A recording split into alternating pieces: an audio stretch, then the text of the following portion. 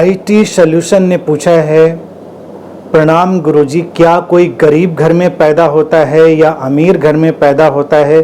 ये पिछले जन्मों की वजह से होता है या कुछ और? मनीष कादिया, पाटन, गुजरात, ये नाम है आपका। मनीष, बिल्कुल भी इसका पिछले जन्मों से कोई रिश्ता नहीं है, ये संयोग है। कोई अमीर घर में या गरीब घर में पैदा होता है, ये पैदा होने के संयोग है।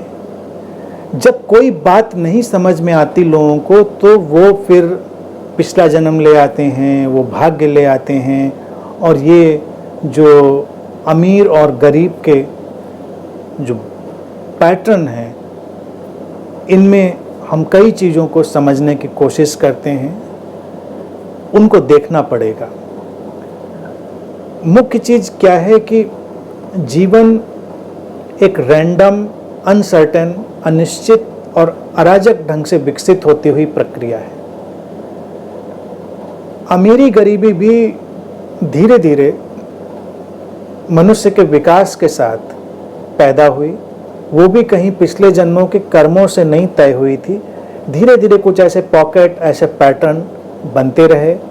उसकी आप रिसर्च करेंगे तो आपको समझ में आ जाएगा कि अमीरी गरीबी हमारे सामाजिक अंतर संबंधों के चलते हुए व्यक्ति की अपनी क्षमताओं, उसकी अपनी बुद्धि, उसकी प्रतिभा और उसके जो भी क्षमताएं थीं, उनके भेद के चलते हुए जो सब हर शरीर मन को अलग अलग मिली थी, वो बदलती चली गई।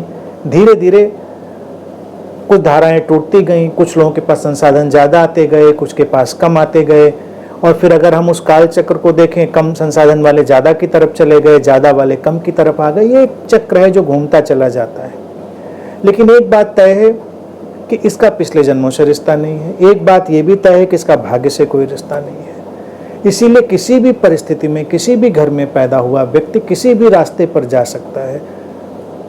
आज जो लोग अमीरी के मुकाम पर खड़े हैं, तुम अपने विश्व के परिदृश्य पर देखो, जो अमीरी का इस समय नॉर्म बने हुए हैं वो बड़े गरीब घर से आए थे। कई लोग इस समय गरीबी का नॉर्म बने हो सकते हैं, तुम देखोगे वो बड़े अमीर घरों से आ रहे थे।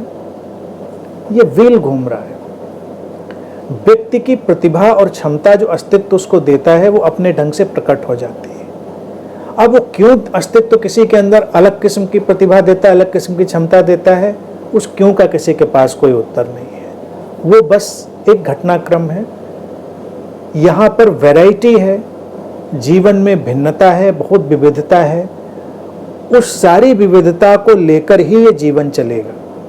तो जीवन में कभी भी सब लोग एक जैसे नहीं होंगे, सब लोग एक तरह से सोचेंगे, विचारेंगे नहीं, एक तरह से जिएंगे नहीं। ये यूटोपियन ख्याल बहुत लोगों ने रखा, लेकिन ऐसा होता नहीं, क्योंकि ये द्वैत पर खड़ी हुई दुनिया है। यहाँ पर सब